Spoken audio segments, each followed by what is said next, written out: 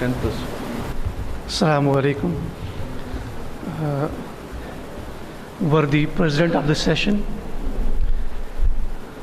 revered Head of the Institute, respected scholars and dear students.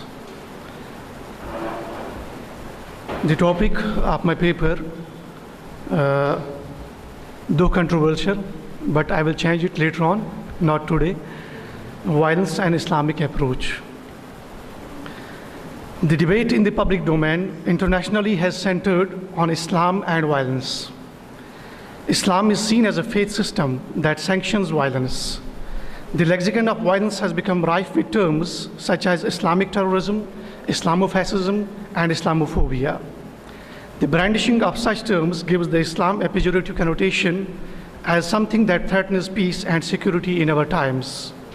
Islam then appears as a monolith that unites its believers into a world where force and strife are only possible ways of engaging the other. It is, therefore, not surprising that Islam is looked upon with fear and tension, and Muslims with increasing suspicion. The question here arises that how has violence featured in history of Islam?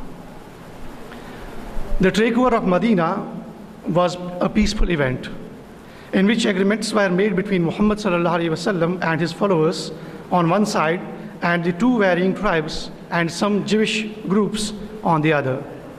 Each party was to keep its own laws and customs, but the whole area of Haram was to be one of peace. Disputes were not to be settled by force but judged by Allah. Disputes were not to be settled by force but judged by Allah and Muhammad ﷺ, and the alliance would act together against those who broke peace.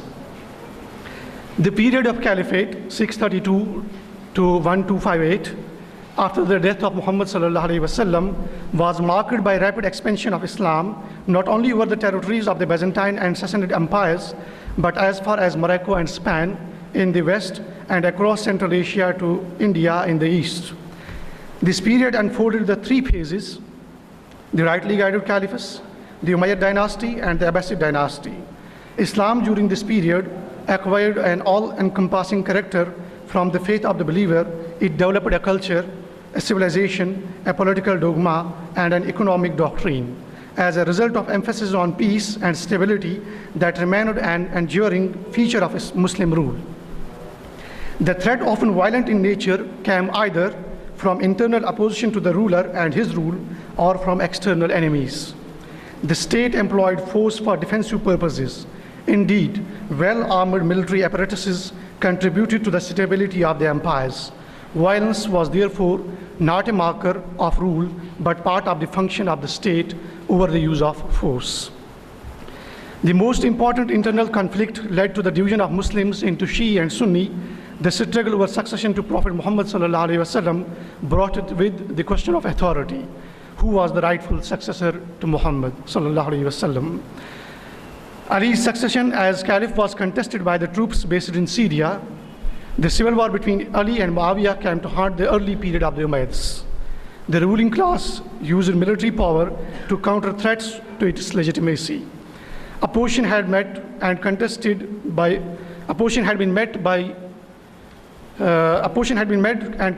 force. The focus, however, still remained the maintenance of peace and order.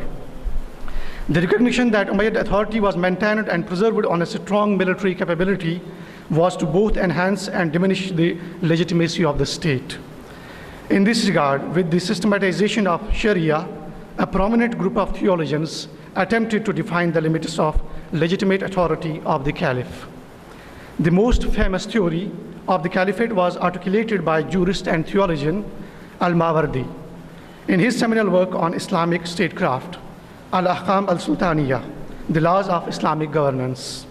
Acutely aware of diminishing authority of the Abbasid Caliphate in the context of the rise of Fatimid Caliphate in Cairo, the Umayyad Caliphate in Andalus, and the establishment of the Buyid Sultanate in Baghdad, Al-Mawardi sought to reconcile the old and new realities by asserting that there could be only one caliph at a time. Al-Mawardi believed that caliphate authorities were Caliphate authority was divinely ordained and sacrosanct, as expressed in a verse of the Quran: O believers, obey Allah, obey the Messenger, and those charged with authority among you. The Caliph was thus the vicegerent of the Prophet, and the Caliphate was the principle upon which the community was established and regulated. The Caliph was the ultimate source of executive power and the symbol of authority in the state. In external matters, Al-Mawardi talks about jihad as a form of defense. While the state could legitimately sanction the use of force, it was the duty of the Caliph to defend the sovereignty and territorial integrity of the empire. He must fortify the border posts against attack and defend them with force against an enemy which might appear unexpectedly and violate what is sacred, or shed the blood of Muslims or Zimmis. In matters of internal rebellion and revolt, the emphasis was placed on obedience to the ruler, the ultimate aim being the maintenance of order and peace. While Al-Mawardi does place limits on the power of the Caliph, he sounds a note of caution. Rebellion leads to fitna and can be justified only when the ruler commits apostasy. Even if the ruler was unjust or impious, it was enjoined upon the people to obey him, for any kind of order was better than anarchy. As Al-Ghazali said, the tyranny of a sultan for 100 years causes less damage than 1 year's tyranny exercised by the subjects against one another.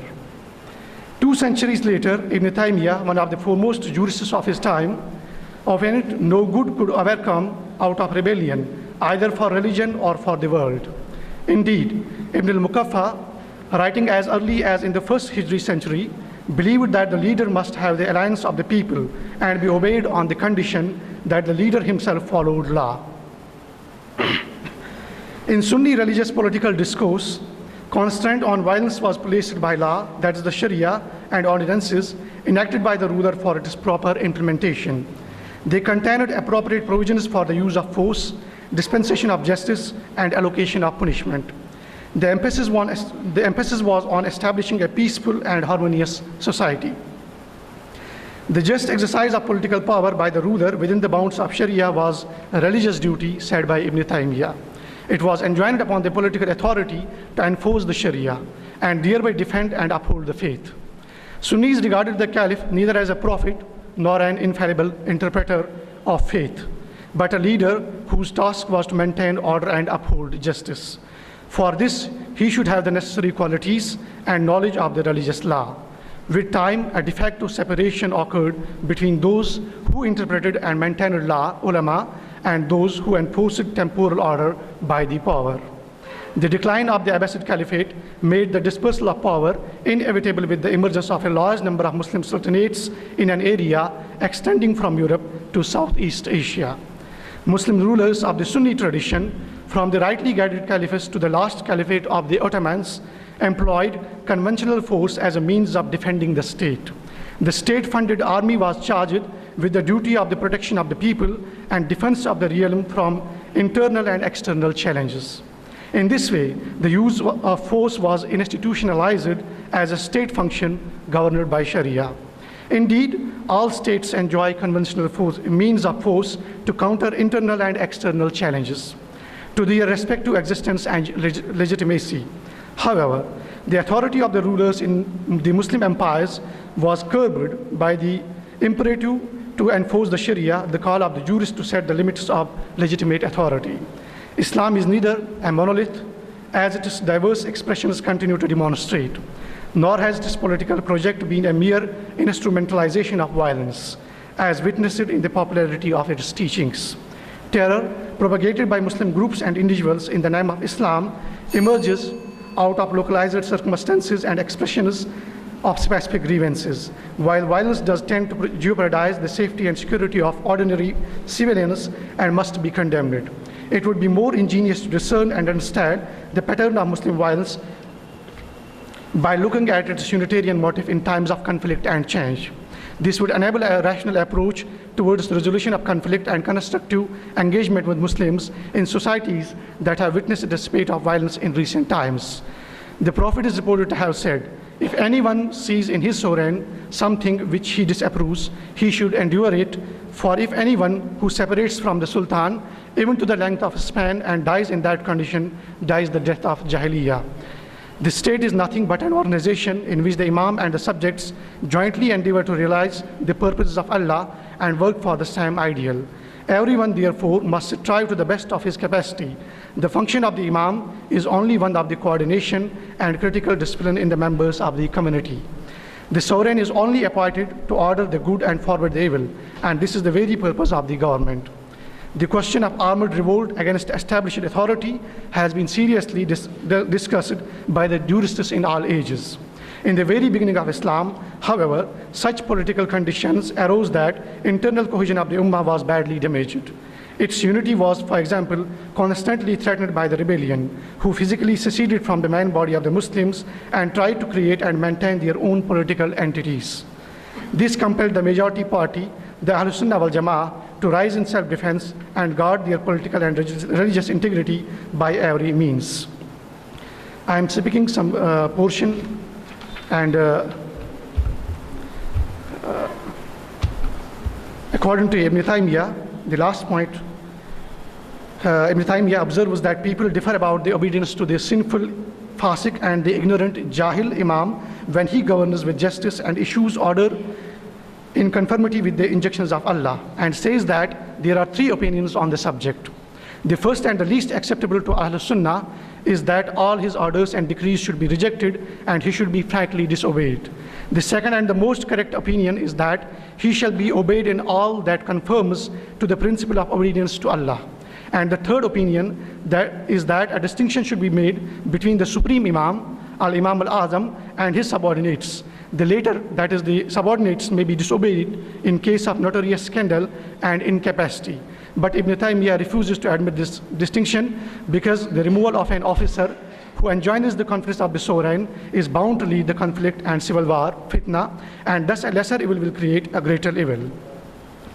Therefore, the second opinion is the best, and permission to disobey can be given only when the decision of the Imam go clearly against a juridical prescription founded on a precise text of the Quran or Sunnah or of the Ijma of the Salaf.